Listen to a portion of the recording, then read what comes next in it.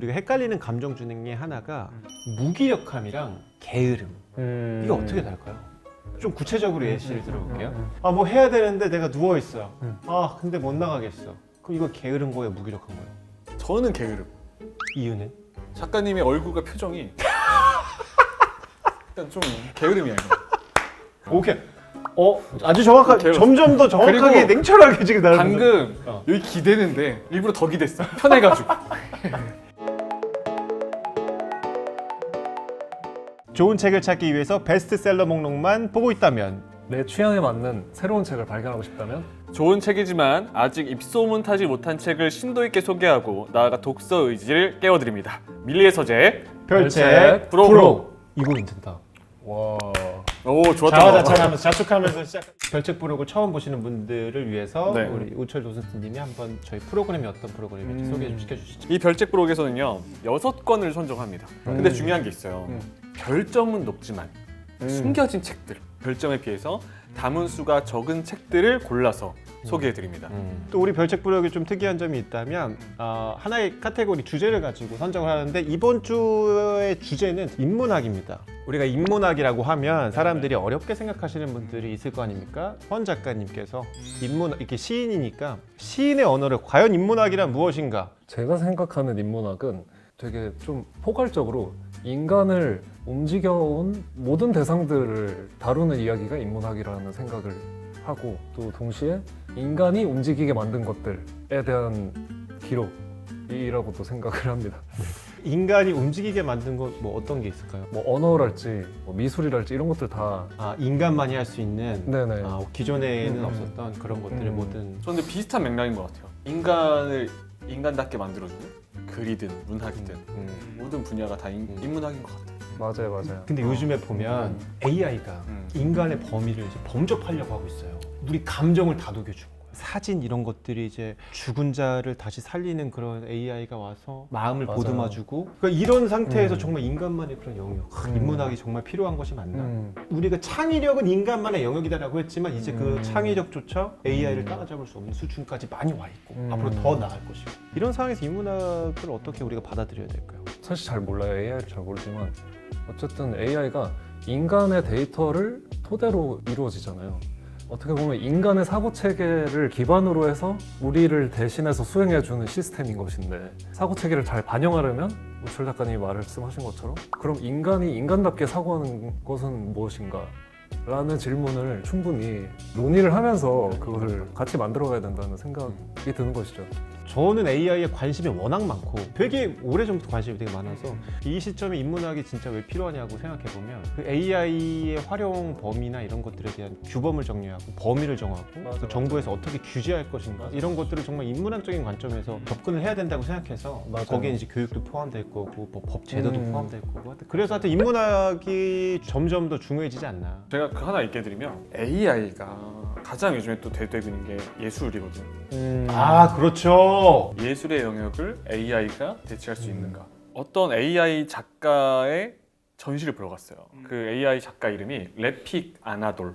이 작가가 왜 논란이었냐면 뉴욕 현대미술관에 최초로 소장을 한 거예요. 아하. 처음엔 무슨 AI 그리는 거 무슨 자꾸 이랬다?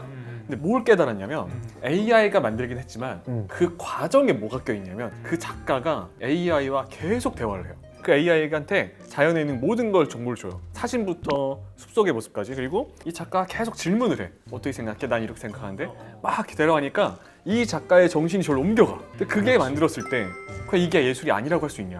그렇지. 오늘 약간 깊이 있으면서 심도 있고 재밌는 이야기가 기대가 됩니다. 그래서 오늘은 일상을 살아가는 데 도움이 되는 인문학 지식부터 5분, 10분 동안 읽을 수 있는 가벼운 책까지 우리가 인문학에 대해서 한번 들어가 보도록 해봅시다. 6위부터 한번 살펴보도록 하시죠. 제가 소개하겠습니다. 6입니다. 네. 별점 4.2점의 에나 렘키의 도파민 디톡스입니다. 화두죠. 도파민이라는 단어. 요즘에 도파민은 항상 어디가 나오는 것 같아요. 끊임없이 SNS 확인하고 아하. 끊임없이 쇼폼 찾아보고 계속 넘기잖아. 이것도 넘기다 보면 1시간 금방 가요. 맞아요. 사람들이 이렇게 얘기한다. 아 쇼츠 너무 이거 한 번 보면 못 빠져나가요. 막 10분, 20분 금방 가요라고 하면서 자기가 죄책감 느껴. 실제로 2-3시간 그냥 가지. 진짜 빨리 가요. 도파민에 중독되는 게 왜 문제냐 물어볼 수 있잖아요. 작가 얘기를 들려드릴게요. 도파민에 중독이 되면 도파민이 생성되지 않을 때 그 갈증을 채우기 위해서 더 많은 자극이 필요한 거예요. 그 반복되는 자극 속에서 진정한 행복이 아닌 순간의 쾌락에만 치우치게 되는 거죠. 근데 그렇게 됐을 때 장기적인 만족에서 멀어지는 거죠. 이제 이것 때문에 우리는 도파민을 관리해야 된다. 자, 에나 렘키, 미국의 정신의학 전문의자 교수입니다. 2001년에 도파미네이션 이라는 책을 발표하면서 화제가 됐었어요. 그 책은 도파민의 중독, 위험성에 대한 책이에요. 근데 중요한 건 뭐예요? 이걸 어떻게 해야 되냐? 우리가 중독을 어떻게 벗어나야 되냐? 그 해답이 이 도파민 디톡스에 담겨져 있어요. 도파민 네이션이 이론서였다면 이 책은 실전이다. 지금의 악순환을 끊고 싶은 사람들 4주의 도파민 클렌징 방법을 제시하고 있어요. 4주 프로그램이구나. 약간 도파민 디톡스 프로그램이네. 아니 뭐 어쨌든 잡아줘야 되니까. 그쵸. 책 내용은 이래요. 1주차, 2주차, 3주차, 4주차 나눠지는데 1주차에는 핵심 자극을 끊어내는 데 집중해야 돼요. 책에 등장하는 어떤 문제 물질, 행동 파악 표가 있어요. 나에게 해당하는 걸 체크해 보는 거예요. 시청자분들도 책 보면서 체크하면 좋을 것 같아. 좋은 예시가 약물에는 뭐 술, 담배 들어가고 이런 것들에 대한 도파민 재밌다. 음식에 대한 것도 있다. 소금, 지방, 탄수화물 이런 것들. 술, 담배 이런 약물뿐만 아니라 사실은 건강을 위해 먹는 의약품, 영양제도 중독 문제 물질이 될 수 있는 그럴 수 거예요. 있구나. 강박적으로 먹는 사람이 있거든요. 온라인 중독, 게임 중독, 아까 가상화폐 이런 것들이 전부 그런 문제에 해당되는 거죠. 그럼 질문 네. 하나씩만 여러분에게 해당하는 걸 뽑아본다면 저는 지금 딱 이거인 것 같아요. 저는 운동 좋아해서 헌 작가님은? 근데 저는 일을 멈추질 않는 것 같아요. 그게 저의 좀 저도 바꿀게. 저도 이 운동이라기보다 성취 쪽인 것 같아요. 전 수영 되게 재미없고 싫어했거든요. 근데 올해 철인 3종 가야지라는 목표를 딱 생기고 6월 달에 한강 크로스 해야지 목표가 딱 잡히면 그때부터 재밌어지는 거예요. 그냥 수영 자체를 즐기는 건 아닌 것 같아요. 맞아, 그럴 것 같아요. 자, 1주 차에는 자신이 많이 의존한다고 생각하는 그 자극들을 체크하고 제한해보는 거예요. 2주 차에는 첫 주에 제한하기 시작한 것들을 쭉 제한하면서 다른 자극들도 끊어보는 거예요. TV 시청, 게임, 인터넷 서핑 자극적인 행동을 피해야 돼요.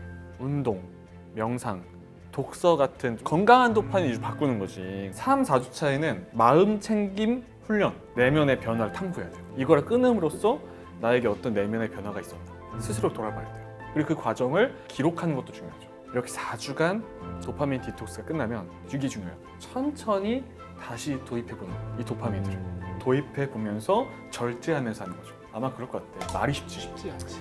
그런 분들이 계시기 때문에 이 책은 실제로 기록을 하면서 시도해볼 수 있게 써져 있어요. 그래서 책에 등장한 표를 한번 볼게요. 후회 원칙을 작성해보는 예시가 있어요. 그러니까 예를 들면 여기 적힌 예시는 책에는 스스로 초래한 영구적인 신체 부상, 내 딸에게 건강한 본보기가 되지 못한 것을 후회한다. 중독 행동으로 내가 느낀 수치심과 절망감도 후회한다. 이런 걸 써보는 거예요. 이렇게 실행에 옮길 수 있게 책이 다 만들어져 있어요. 앞에서 저희가 많이 의존했던 행동들을 체크해 봤잖아요. 네네. 그것들에 대한 후회 원칙을 직접 적어볼 수 있는 거죠. 예시를 들어봐 좋을 것 같아요. 도파민으로 인해서 최근에 후회한 적이 있는지. 저 여기 있는 내용이 딱 지금 저한테 근데 아까 수영 그 얘기 비슷한 거 같아요. 오늘 해당해. 오늘. 그래요? 내 운동 루틴이 아내보다 우선시해 아내에게 상처를 주었다고 되어 있잖아요. 이번 주말에 수영장을 가고 싶은데 1시간 20분 도어도 두어로 걸려요. 그래서 아내 여보 나 지금 갔다 왔다 했더니 아내가 뭐? 지금? 그래서 난 그 뜻이 뭔지 알았지만 지금 이렇게 이야기해버렸어요. 그러니까 아내가 가. 그 언어를 알아들었어. 근데 고마워. 그래서 내가 가버렸어. 사실 그랬으면 안 됐지만. 그리고 갔다 왔더니 표정이 좋지 않아. 아 이거는 그치. 그래서 여보 이젠 여보가 갔다 와 라고 이야기했지만 이미 때는 늦었지. 내가 이 책을 먼저 읽었었더라면 이런 후회되지 않았어. 그러니까 이 책은 행동하는 게 중요해요. 읽고 끝내는 게 아니라 어떻게 적용할 것인가 그냥 다 적혀 있잖아요. 일단 그래서 필기할 수 있도록 펜, 형광펜, 뭐 연필 이런 도구를 미리 꺼내두고 읽는 게 좋아요. 생각과 아이디어가 떠오르면 바로 적기도 하고 중요한 페이지는 이렇게 찢어 볼 수도 있게 그러니까 직접 실천해 보는 게 제일 중요하다는 거. 종이책을 가지고 다니기 어려운 분들, 전자책, 밀리의 서재 사용해서 봐도 좋을 것 같고, 또 밀리의 서재 회원분들은요, 이 화면에 직접 필기가 가능해요. 필기 모드를 활용하면은 보면서 바로 떠올리면서 쓸 수 있으니까 따로 뭐 용품이 필요 없이. 그래서 이 책은 꼭 밀리의 서재로 읽었으면 좋겠어요. 리뷰를 조금 볼까요? 우리 아까 도파민 네이션 얘기했잖아요. 도파민의 위험성. 도파민 네이션이 수학책이라면 이 책은 익힘책이다. 익힘책이 뭐야? 수학 익힘책. 아, 연습 문제 예제 그죠, 같은 그죠. 거. 직접 실천해보고 그런다는 점에서 전 이거 좋아요. 풍요의 역설. 자기 구속이 필요해. 구체적인 디톡스 실천법이라고 하는데 자기 구속이 필요하다는 거 되게 저는 와닿네요. 네. 자, 이제 5위. 5위는 이충영 작가님이 쓰신 가장 젊은 날의 철학이라는 책입니다. 별점은 4.3점이고요. 대중이랑 소통하려고 시도를 해온 젊은 철학자인 이충영 작가님이 쓰신 책인데 실존주의에 대해서 이야기하는 책이에요. 철학이 어렵잖아요. 좀 장벽이 있는 장르다 보니까 이 작가분이 좀 쉽게 풀어내시려고 한 지점들이 재밌었고 서문에 이렇게 써두셨더라고요. 저는 이 책을 통해 다름에 대해 이야기하고자 합니다. 사회는 모두 같다는 듯이 말합니다. 똑같이 추구해야 할 것이 있고 똑같은 노력을 들여서 똑같은 길을 가야 할 것처럼 말합니다. 지금 사회는 프로크루스테스의 침대 같습니다. 침대에 맞춰 사람을 늘리거나 다리를 자르듯 사회가 정한 표준에 모두를 맞추려 합니다. 저는 철학이, 특히 실존주의가 용기를 북돋는 데 도움이 된다고 생각합니다. 참고로 추가 설명을 드리자면 프로크루스테스의 침대는 그리스 신화에 등장하는 프로크루스테스라는 도적이 지나가는 사람들을 붙잡아서 침대에 눕혀서 키를 잰 거예요. 그래서 침대보다 큰 사람들은 다리를 자르고 작으면 몸을 늘려뜨리고 그런 행동을 했다는 데서 이제 유래된 말인데요. 은유적인 표현인 것이죠. 자기 기준과 맞지 않으면 그 안에 끼워 맞추려고 하는 어떤 행동 양상들을 의미하는 말입니다. 이 책이 유의미한 지점은 그런 2030 세대에게 요즘 가장 고민하는 것이 무엇이세요? 질문을 먼저 하고 이충영 작가가 그 질문들의 철학적 지식을 토대로 이제 답변을 한 것인데 여기에 담겨있는 질문 뭐 이런 것들이 있습니다. 자유롭게 살려면 어떻게 해야 할까요? 나다움이란 무엇일까? 좋아하는 일보다 잘하는 일을 해야 할까요? 외로움은 어떻게 극복해야 할까? 타인의 시선에서 어떻게 자유로워질 수 있을까? 연애 프로그램에서 사랑을 배울 수 있을까?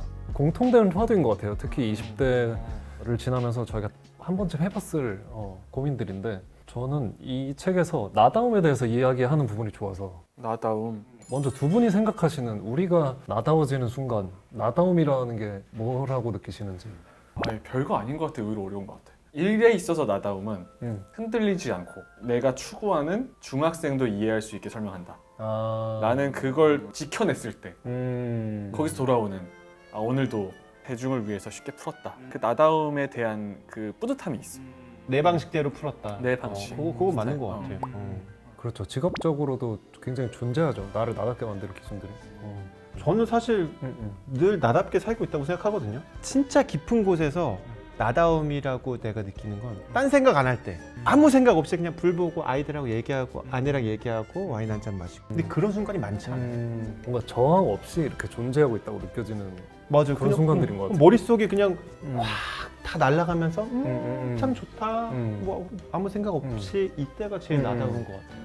어쨌든 몸이나 마음이 이렇게 조금이라도 속박되는 느낌이 없이 맞아요. 있는 그대로 존재하는 상태가 뭘까를 저도 계속 이제 질문을 하면서 생활도 하고 무대에도 오르고 그렇게 하고 있는데 이충영 작가님이 써주신 이 부분이 다른 시선으로 바라보게 했던 것 같아요. 나다움을 탐구할 때 우리는 본질주의적 관념을 품기 쉽습니다. 변하지 않는 본질적인 나가 내 안에 있다고 생각하고 그걸 발견해야만 나다움을 실현한다고 믿는 거죠. 나를 찾는다는 표현은 어딘가에 발견되길 기다리는 나의 본질이 있는 것 같은 환상을 불러일으킵니다. 하지만 나의 본질, 진짜 나, 순수한 나 같은 게 정말로 있는지는 의심해 볼 여지가 있습니다. 어쩌면 나의 존재는 매 순간 흐르며 고정적인 본질이란 건 없을 수도 있습니다. 그렇다면 나를 찾는다는 말보다는 나를 만들어간다는 표현이 더 적절할 수도 있겠죠. 라고 써주신 게 좋았어요. 그러네. 나를 만들어간다는 표현이 좋다. 정지된 순간에 나, 그 순간만이 내가 포착한 나야 이렇게 정의를 내린다기보다는 계속해서 시기마다 달라지는 이 변화들을 다 가둬둘 수 없기 때문에 계속 같이 흐르면서 지켜보는 게 중요하다는 문장처럼 저는 읽었거든요.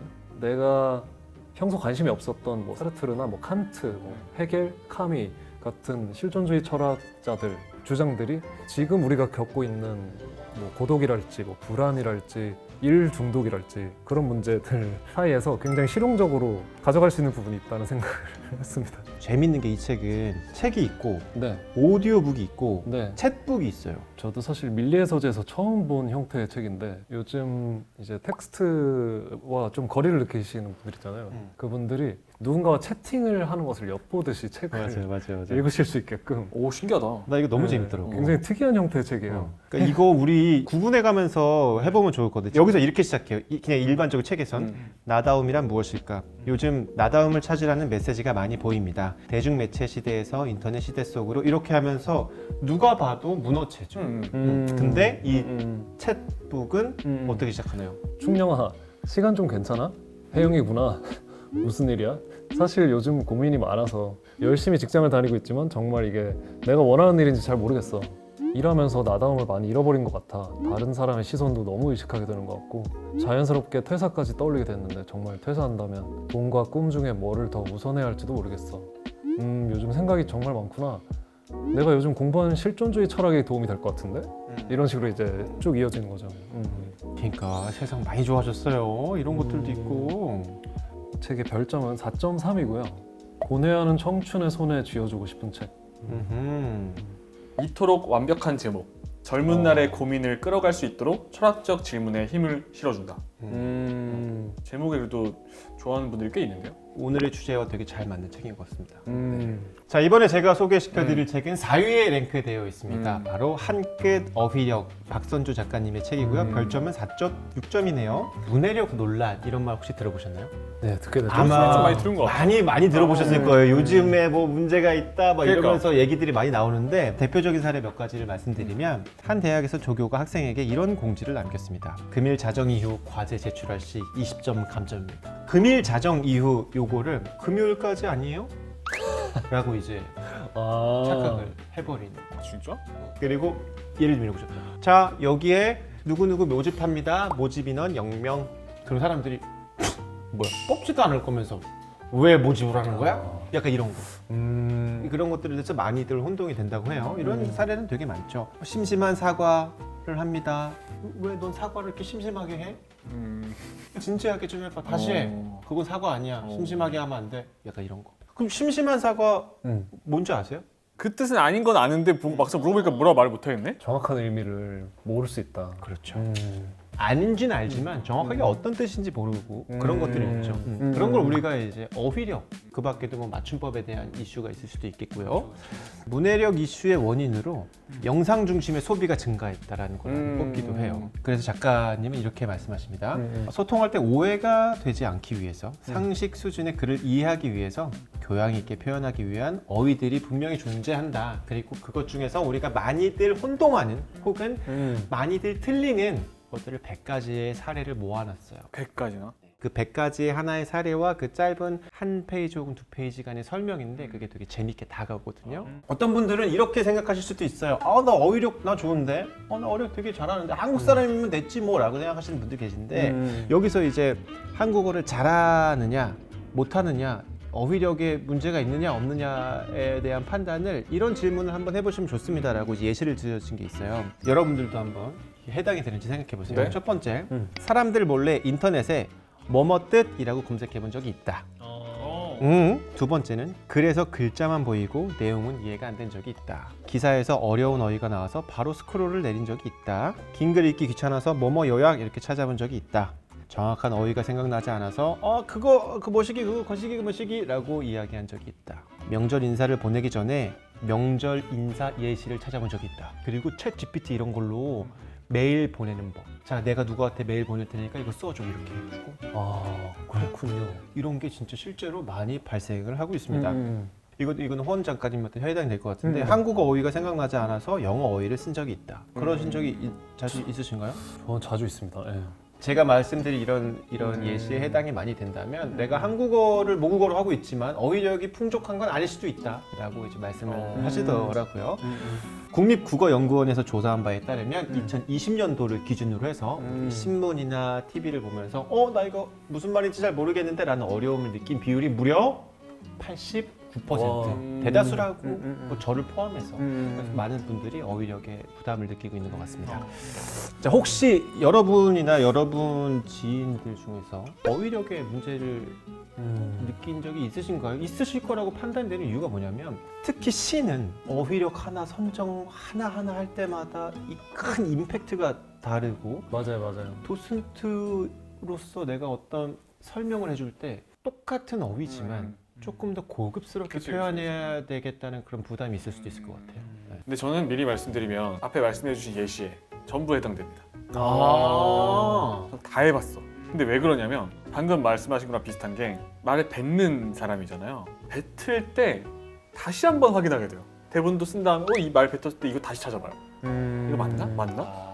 그게 좀 병처럼 됐어요. 근데 멋있다. 이렇게 자기가 딱 완벽하게 설명해 주려고 하는 그런 자세 멋있다. 일종의 원고인 셈이니까. 그죠? 네. 그리고 어휘력이 풍부한 걸 보여줘야 되는 직업이다 보니까 예를 들면 작품이 그냥 좋다. 그러니까 좋다를 대용할 만한 걸 많이 찾아요. 매력적이다. 뭐 이런 것들. 좋다 할 때 첨자에 쓰니까 그다음 매력적이다. 그다음 되게 관심이 간다. 뭐 이런 표현을 되게 많이 찾아요. 그래서 풍부하게 쓰기 위해서. 그래서 저 같은 경우에는 작품을 보고 후기를 말할 때 반복적으로 안 쓰기 위해서 그걸 많이 찾아요. 근데 실제로 공부하는 거 되게 멋있는 것 같아요. 그리고 그 좋은 말하기가 좋은 글쓰기랑 그런 점에서 닮기도 했어요. 편집 교정을 볼 때도 반복되는 표현이 있으면 다시 이렇게 재고해 보잖아요. 저는 그런 점에서 근래 신간 교정을 봤는데 교정을 볼 때마다 편집자님들한테 진짜 많이 배우거든요. 작가라는 직업이 확실히 그런 것 같아요. 어떻게 보면 카피라이터도 마찬가지고 문장을 다루는 사람들은 특히 그 단어 하나, 어휘 하나로 큰 감동을 주기도 하고 그냥 맞아요. 그저 그런 표현이 되기도 하고 하는 것 같습니다. 다시 책으로 좀 돌아와서 저자는 문해력 논란의 이유에 대해서 결국은 어휘력일 거예요 라고 말씀을 하시는 것 같아요. 어휘력은 어휘의 뜻을 정확하게 아는 것에서 출발한다고 말합니다. 하지만 정확한 뜻을 모른 채 그냥 습관적으로 사용을 하다 보면 의미가 제대로 전달되지 않기도 하고 어쩌면 오해를 불러일으키기도 하고 의미는 전달되었으나 자칫 가벼워 보일 수도 있다. 그래서 정확하게 사용을 하면 좋겠다라는 그런 내용이라고 보시면 될 것 같습니다. 자, 우리 밀리의 서재 회원분들은 어떻게 한끗 어휘력을 읽으셨는지 한번 들어가 봅시다. 밀리의 서재에서 첫 번째로 읽은 책입니다. 아주 유용하고 재밌어서 읽는 동안 즐거웠습니다. 근데 제가 여기서 포인트를 잡은 게 있어요. 이분은 리뷰를 남긴 게 2025년 1월 1일이다. 이분은 새해 밀리의 서재 한번 읽어봐야지 가입을 하신 거야. 그러면서 첫 번째 책으로 한끗 어휘력 선택하신 것이다. 어른들도 자기 자신들의 단어 습관을 다시 점검할 필요가 있다. 좋은 배움의 책. 다음은 접니다. 3위 슈테판 츠바이크의 어두울 때에야 보이는 것들이 있습니다. 별점 4.6점. 제목부터 전 좋았어요. 작가들의 작가라 불립니다. 슈테판 작가 오브 작가? 작가 오브 작가. 라이터 오브 라이터? 깜짝 놀랐어요. 프로이트는 이렇게 말했어요. 도스토옙스키의 작품보다 그의 작품을 더 좋아한다. 극찬이네요. 아인슈타인은 이렇게 말했어요. 그의 모든 작품을 소장하고 있다. 아하. 아인슈타인님께서 이런 추천서를. 야, 그 형이 이 정도로 했다고? 친하신가 봐요. 되게 유명하신 분이네. 그죠. 세계대전으로 혼란스러웠던 1920, 30년대 무려 6천만 부 네? 팔렸어요. 전 세계적으로 6천만 부. 그래서 전 세계에서 가장 많이 읽히는 작가. 리얼리? 근데 나 왜 몰랐어? 이래서 어른들도 배움이 필요합니다. 와. 대단하죠. 와. 그런데 생의 마지막은 비극적이고 깊은 여운을 많이 남겼어요. 전쟁이라는 걸 한 번만 겪어도 마음이 무너질 텐데 맞아요. 두 번을 겪고 깊은 상처를 받은 슈테판 츠바이크는 2차 세계대전이 한창이던 때 브라질로 망명을 떠났고요. 극심한 우울증에 시달리다가 스스로 생을 마감했어요. 근데 이 책이 진짜 중요한 게 뭐냐? 그의 생의 마지막 2년 동안 써진 미공개 에세이예요. 그게 이번에 공개가 된 거예요? 된 거죠. 과연 이 작가는 2년 동안 어떤 에세이를 썼을까? 이 정신적인 고통 속에서도 마지막까지 사람들의 마음을 움직이는 글을 남기고 약간 하늘에서 빛나는 저 별들처럼 어두울 때야 보이는 희망이 있어요. 일상 속에서 그가 건져올린 글 속에 담긴 희망을 느낄 수 있는 책이에요. 그러니까 에세이를 좀 소개해드리면 당장 하루에 필요한 것 이상을 원하지 않아서 늘 여유롭게 살았던 안톤의 이야기. 실제 이야기예요. 고등학교 시절 상처받은 친구에게 위로의 말을 건네지 못했던 후회의 이야기. 전쟁 속에서 깨닫는 침묵, 연민, 자유에 대한 성찰. 역사상 가장 어두운 시절에도 따뜻하고 지혜롭고자 했던 이들의 이야기. 그들의 일상, 아름답고 감동적인 단어로 담겨 있어요. 마음을 울렸던 안톤의 이야기 중 일부를 소개해드릴게요. 나는 종종 안톤을 생각한다. 때때로 사소하고 어리석은 돈 걱정이 들 때면 나는 당장 단 하루에 필요한 것 이상을 원하지 않아 늘 태평하게 살 수 있는 이 남자를 떠올린다. 그는 늘 한결같이 쾌활하고 태평했다. 그럴 때마다 나는 생각했다.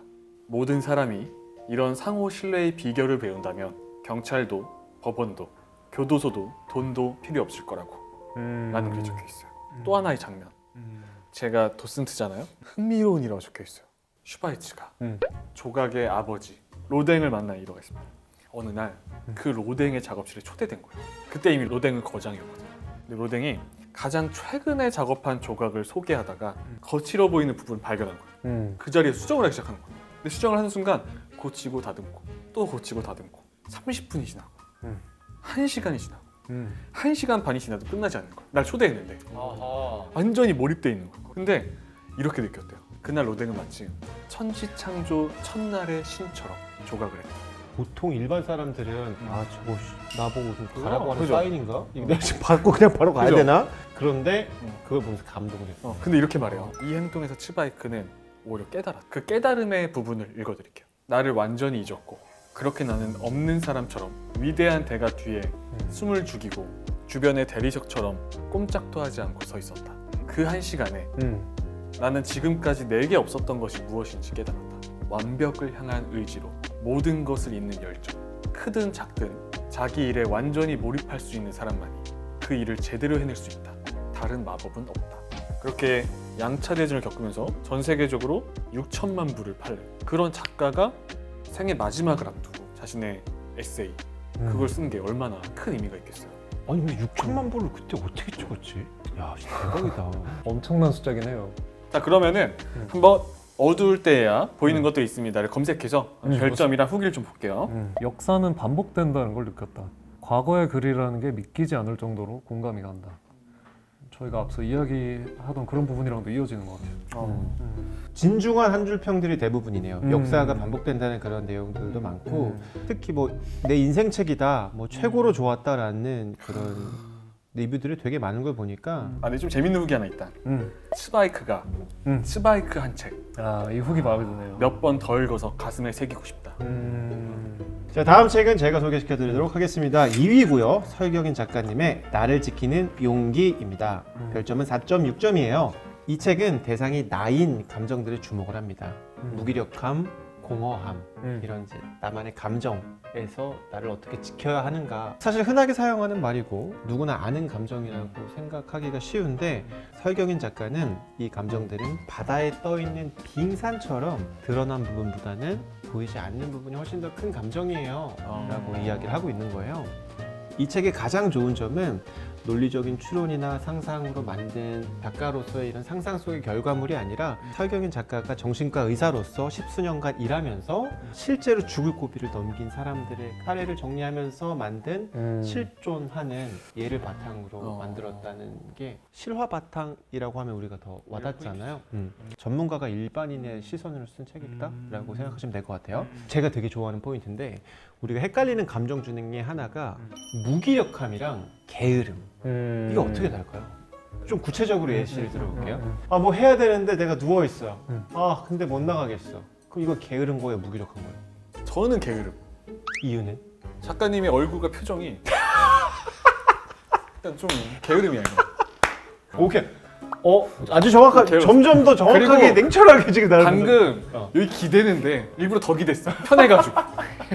작가님 생각 어때요? 제가 작가님 표정을 못 봐서 아, 이렇게 다시 보여줄게요. 다시 보여줘. 나가야 되는데. 갑자기 무기력으로 바꾼 것 같은데. 바뀌었어. 아까랑 달랐어. 미묘한 차이가 있어요. 있어. 그 차이를 작가는 뭐라고 표현하냐면 괴롭다면 무기력함. 하지만 괴롭지 않다면 게으름. 근데 그 표현을 딱 듣는 순간 맞네. 책의 내용을 좀 설명을 드리면 이렇게 작가는 이야기합니다. 우리가 헷갈리기 쉬운 감정 중에 하나인 무기력과 게으름의 차이점에 대해서 내담자의 사례를 통해서 이야기해 보겠다. 책에 소개된 종현 씨의 경우 시험에 꼭 합격해야 하는 상황입니다. 이 시험에서 떨어지면 한강 다리에서 뛰어내리겠다는 비장한 각오까지 한 상태죠. 그런데 종현 씨는 하루 종일 누워만 있습니다. 근데 그러면서 편한 게 아니라 눕고 싶다와 일어나야 한다 사이에서 고통을 받고 있는 거죠. 이럴 때 종현 씨는 게으른 걸까요? 무기력한 걸까요? 게으른 거 아닌가요? 전 무기력. 고통받고 있으니까. 그러니까요. 고통을 정답! 수반했으니까. 하하 작가님. 고통이 수반돼야지. 예. 책에서는 이렇게 이야기해요. 게으름은 고통스럽지 않고 무기력은 고통스럽다. 결국 종현 씨는 고통을 겪고 있으니 무기력한 상태다라고 이야기를 하는 거죠. 종현 씨는 여기서 한 가지 묘수를 고안해냅니다. 그것은 바로 미루기입니다. 하지만 이 감정은 1시간 뒤, 점심부터 혹은 한숨 자고 나서 등의 다양한 형태의 미루기가 발생을 하죠. 그렇게 하루 종일 일어나지 못하면서 또 한 가지가 발동되는데 바로 자책하기입니다. 이것 또한 자신을 속이는 행동이라고 이야기합니다. 왜냐하면 종현 씨가 일어나는데 아무런 좋은 작용을 하지 않기 때문이에요. 자, 그리고 마지막 수단으로 마취 라는 개념을 소개하게 돼요. 뭐냐면 여기서 말하는 마취 뭐냐면 술 마시기, 게임하기, 웹툰 보기, 쇼츠 보기 그 상황에서 도피해버리는 그 마취. 하지만 뭐 여러분들 다 아시겠지만 결국은 마취를 하면 마취에서 깨어나야 되는 상황이 오잖아요. 그럼 마취가 풀리면 또 어떡합니까? 다시 마취를 해야 돼요. 악순환이 계속 되는 거죠. 그래서 이 마취는 해결책이 또 될 수 없지 않겠습니까? 그런 이야기. 이 책은 감정에 대해서 접근하는 작가님의 방식이 독특해요. 예를 들어서 트라우마라는 감정을 보면 보통은 트라우마를 극복해야 할 감정이라고 우리가 생각하잖아요. 어떻게 트라우마를 극복해야 하나요? 라는 게 화두인데 우리 설경인 작가님은 이렇게 이야기합니다. 트라우마를 치우는 작업은 눈 내리는 날 눈을 쓰는 것과 같다. 끝없이 내리는 눈을 보면서 눈을 쓸다 보면 마음은 좌절감으로 가득해진다. 사실 굳이 눈을 치울 필요가 없다. 그저 봄이 오면 눈은 녹는다. 그럼 눈은 자연스럽게 녹아 없어지고 그럼 다시 추워지면 어떻게 될까요? 그럼 다시 눈이 내리겠지만 결국 삶의 과정 중에 하나다라고 하면서 그냥 흘려보내세요. 눈이 내리는 건 원래 눈이 내리는 겁니다. 또 봄이 올 거예요 라고 이제 편하게 흘려내보내면 좋아요. 트라우마는 극복의 대상이 아니에요 라고 하는 그런 작가의 시선. 트라우마랑 무기력 그리고 무력함, 우울증과 공허감까지 스스로의 감정, 이건 나 혼자 느끼는 감정이잖아요. 그 감정에서 나를 어떻게 지키면서 살아가야 될 것인가 라는 생각을 해보게 되는 책이네요. 리뷰를 한번 읽어볼까요? 죽어도 상관없다고 생각하는 그 순간에도 내 마음은 나에게 버림받은 나를 살리겠다고 다짐한다. 나를 진짜 극한까지 내모라도 좋아라고 생각하지만 더 깊은 내면에서는 어떻게 하면 나를 살릴 수 있을까에 대한 고민을 끊임없이 하고 있는 거죠. 상처 입은 치유자, 내담자를 단순히 관찰한 것을 넘어 실제 경험한 상담자만이 주는 지혜라고 써주셨네요. 상담을 실제로 했기 때문에 더 와닿는 것 같아요. 애써왔던 나 자신에 대한 고마움과 미안함 두 단어를 내 안으로 포용하는 순간 기적이 일어났다. 나를 좀 사랑하고 결국은 나를 누가 치유하겠어요. 내가 스스로 치유해야지. 단단함을 조금 많은 사람들이 가졌으면 좋겠다는 생각이 좀 드네요. 네. 다음 책으로 한번 넘어가 봅시다. 1위죠. 다음 책은 이호 작가님이 쓰신 살아있는 자들을 위한 죽음 수업 4.8점의 굉장히 높은 별점을 받은 책인데 죽음을 굉장히 상세하게 다루고 있는 책인데 이 책을 읽을수록 삶의 의미가 뭐지? 삶이라는 걸 내가 어떻게 재편성하고 싶지? 그런 생각이 드는 책이었어요. 이 책을 쓰신 이호 작가님은 뭐 알쓸인잡이나 유퀴즈 같은 프로그램에서도 많이 얼굴 비치셨고 그래서 아시는 분들도 많을 것 같아요. 저는 이분의 직업이 굉장히 흥미로웠어요. 이분의 직업은 법의학자인데 시체들을 부검하고 사인을 밝히는 것이에요.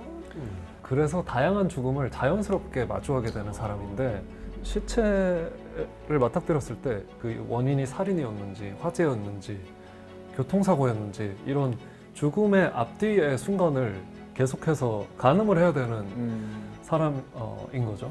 책 안에서 그런 이야기를 하는 부분이 있어요. 살아있는 사람에게만 의사가 필요한 것은 아니다. 오히려 죽은 사람은 이제 자신의 몸을 의사에게 보여줄 기회가 단 한 번밖에 남지 않았다는 것을 알기 때문에 더욱 절실하다. 삶의 마지막 순간 침상에 누운 그들을 내려다 봐줄 의사가 되는 것. 법정에서 그들을 대신하여 억울함을 밝혀줄 증언자가 되는 것. 그것이 법의학자의 역할이라고 써주셨어요. 뉴스에서 마주하는 죽음 말고 1년 동안 돌아가시는 분들 중에 2만 8천여 명의 죽음은 사인을 모르고 그냥 지나가게 된다고 해요. 죽음의 순간까지 우리 사이에서 역동하고 있는 어떤 계급성이 보인다는 생각을 하게 되는 거예요. 사인 불명으로 죽음을 맞이한 사람들 대부분이 경제적으로 궁핍했거나 나이가 많거나 혼자 사는 소외된 이웃인 경우가 많았다고 해요. 사회적으로 취약한 사람들은 자신의 삶을 퇴장하는 순간에도 누군가로부터 알아봐주지 못하는 죽음을 맞는다는 것이 뭔가 사회의 연장선이라는 생각을 했어요.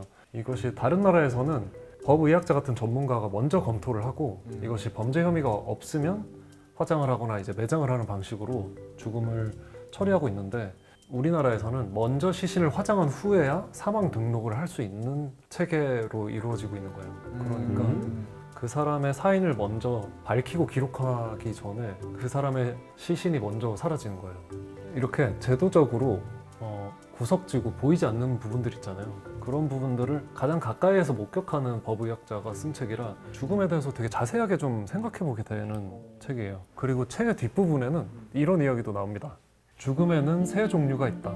나의 죽음, 너의 죽음, 그들의 죽음이다. 나의 죽음은 경험할 수 없다. 너의 죽음은 가족과 사랑하는 사람의 죽음이라 상실과 애도가 있다. 그들의 죽음은 나하고 상관없는 죽음이다. 하지만 조금 생각을 바꿔서 나의 죽음, 너의 죽음, 우리의 죽음이 있다고 생각했으면 좋겠다. 그들의 죽음이 아닌 우리의 죽음, 그들로 대상화하는 게 아니라 우리로 포용하는 것이다.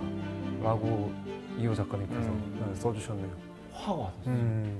이 책에 대해서 하고 싶은 얘기가 많지만 저희가 시간을 좀 많이 쓴 것 같아서 토크 편에서 더욱 자세하게 한번 이야기해보고 싶고요. 좋습니다. 네, 함께 밀리의 서재에서 이 책을 살펴보면 좋을 것 같습니다.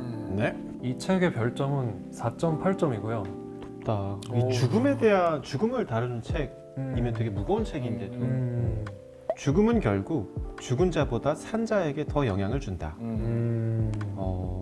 맞는 것 같아요. 요것도 좋다. 죽음에 대한 글이지만 미치도록 삶에 대해 생각하게 하는 글입니다. 그러니까 우리가 죽음을 이야기하는 이유는 결국 삶에 대한 이야기를 하고 싶어서. 맞아요. 이런 말도 있네요. 사람이 살아가는 이유는 사랑이라는 말이 인상 깊었다. 관계 속에서 살아가기 때문에. 그 사랑이라는 걸 빼놓고 죽음을 다룰 수는 없다는 거잖아요. 준비된 죽음에 대해서 생각해보게 된 이라고 써주셨습니다. 살아있는 게 사실 당연한 건 아니거든요. 네. 내일이라는 것이 주어지는 것이 당연하지 않죠.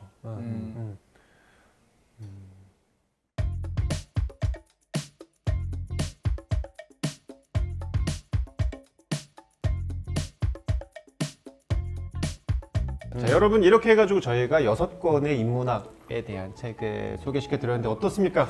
여러분들 읽고 싶은 책이 있으셨나요? 저희는 한 권씩 각자 작가님들께서 좋아하시는 책을 가지고 다음 편 토크 편에서 좀 더 자세하게 이야기해 보도록 하겠습니다. 고맙습니다. 안녕. 곧 만나요. 예.